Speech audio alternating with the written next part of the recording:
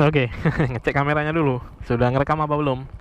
Oke ya, ini masih di lanjutan yang sebelumnya juga. Ini saya mau nge-share soal motovlog. Ya, walaupun nggak terlalu gede-gede banget subscribernya, tapi ya mudah-mudahan sih ya bisa bermanfaat lah ya. Apa yang saya share ini adalah murni dari pengalaman saya aja, bukan katanya-katanya. Oke, kali ini saya mau ngebahas soal kamera apa sih yang cocok buat motovlogger pemula. Ya, kembali lagi ini saya sampaikan ini menurut pengalaman saya aja ya.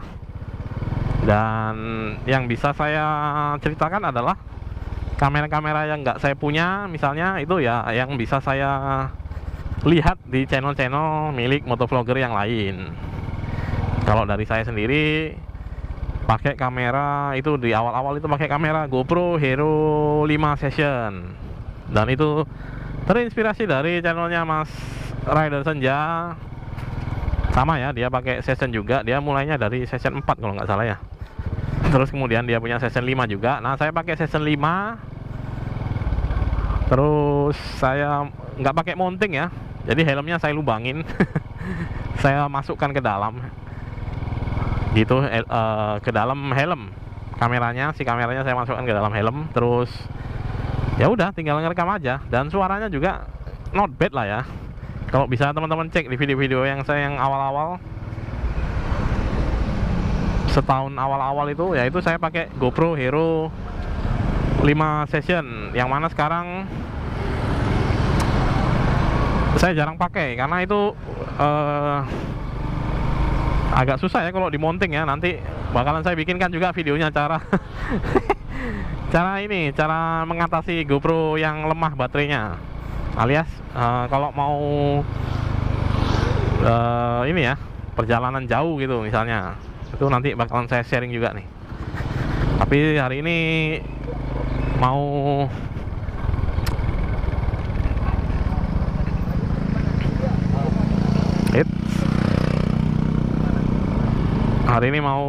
sharing soal kamera yang cocok buat motovlogger pemula. Yang bisa saya ceritakan dari pengalaman saya sendiri ya kamera yang saya pakai aja ya.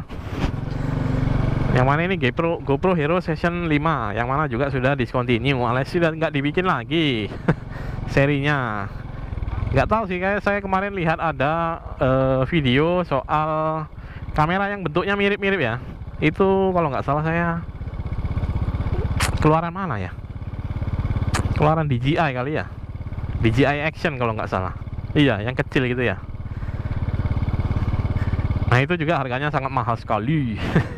Jadi kalau pemula yang masih ngetes air ya, yang belum tahu mau dibawa kemana channelnya, ya saran saya pakai yang minimal aja lah, yang minimal, yang masih enak dilihat, terus harganya juga nggak terlalu mahal.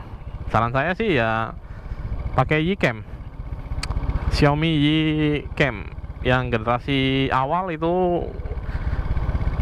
Nggak tahu kalau sekarang ya masih keluar yang baru atau enggak ya, tapi harganya sih terjangkau, masih di bawah 1 juta kalau yang second.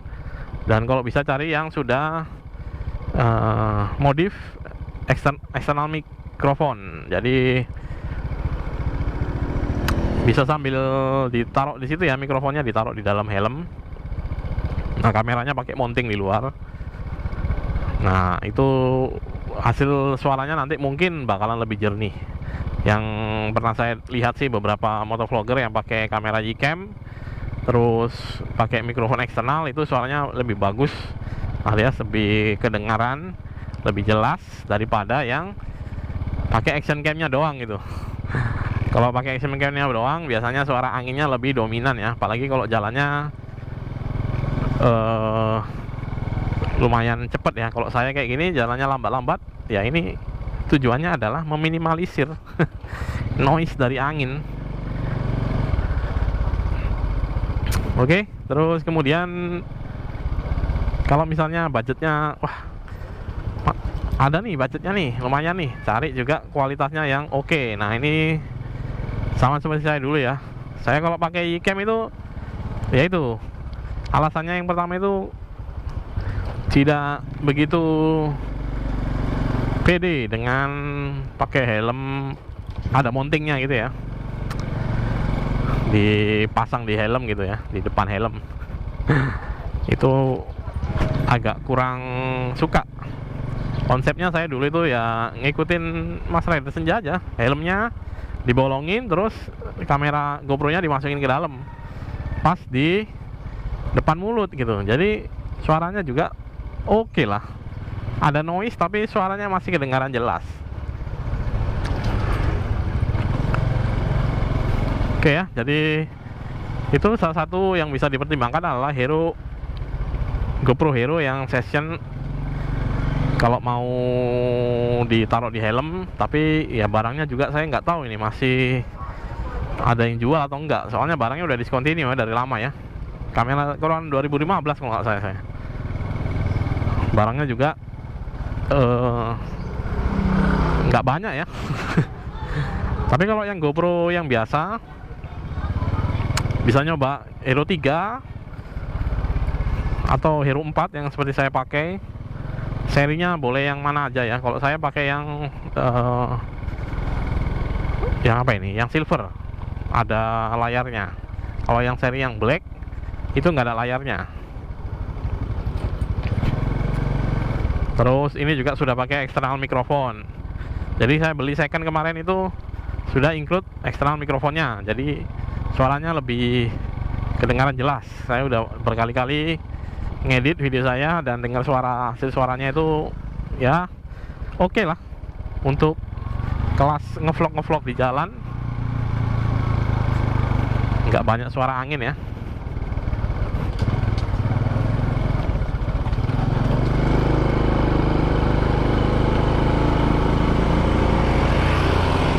Wah, Honda Beat mengalahkan karisma di tanjakan. Oke, terus beberapa merek yang ada di pasaran sekarang, misalnya kayak Brika, terus kayak apa lagi ya? Ya merek-merek seperti itulah ya, yang mungkin sedang naik daun sekarang karena barangnya tersedia cukup banyak, terus juga harganya juga nggak terlalu mahal.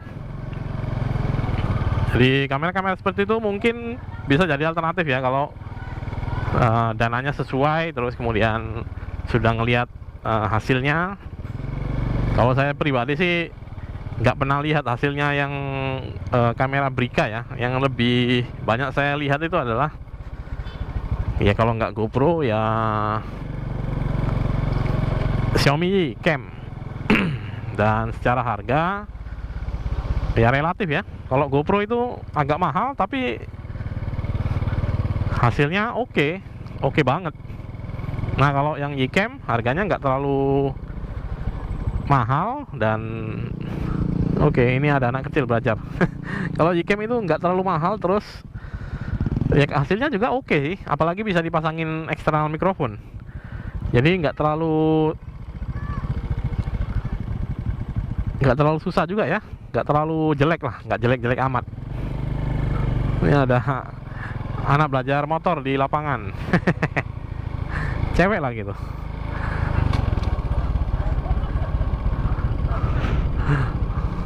Nah, dia memboncengin, dia belajar membonceng.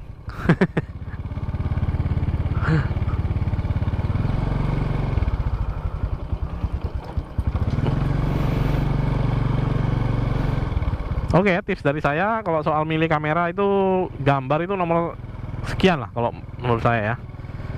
Nggak perlu yang kamera yang sampai 4K dan lain sebagainya. Saya pakai yang HD tapi uploadnya juga masih yang SD.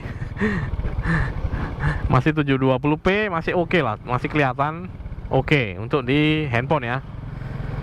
Kalau di TV mungkin agak sedikit burik, tapi kalau di handphone udah oke lah.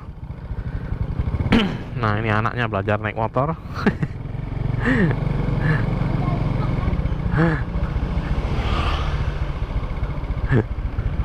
Sudah lumayan oke lah dia. Masih kecil gitu ya, masih kecil sekali tadi anaknya. Oke, jadi ya itu tadi beberapa tips dari saya untuk memilih kamera motovlog untuk pemula ya. Jadi bisa dipilih-pilih mana yang sesuai. Kalau mau cari yang budgetnya minimal sekali, yang harganya 100 sampai 300 ribuan juga silakan. Karena seperti yang saya bilang tadi ya, gambar itu nomor sekian sebetulnya. Yang penting ada kontennya, isinya konten ada kelihatan.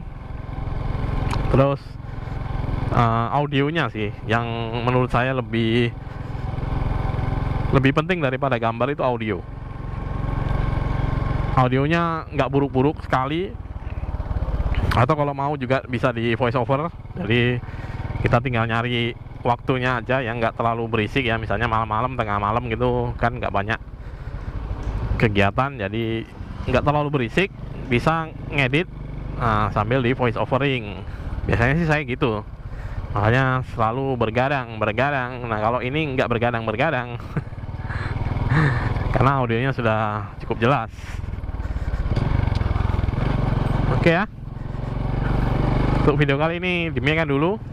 Semoga bisa menjadi manfaat, bisa berguna.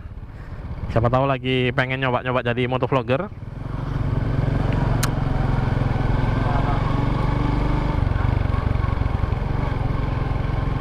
Wah, main bola, anak-anak main bola nih.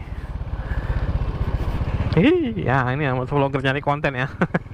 Apa aja disutingin. Oke lah, kalau begitu untuk video kali ini demikian dulu.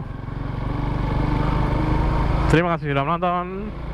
Jangan lupa makan, minum, tidur yang cukup, jaga kesehatan selalu, dan Horizon out. Bye bye. Bye bye, bye bye, bye bye, bye bye, bye bye.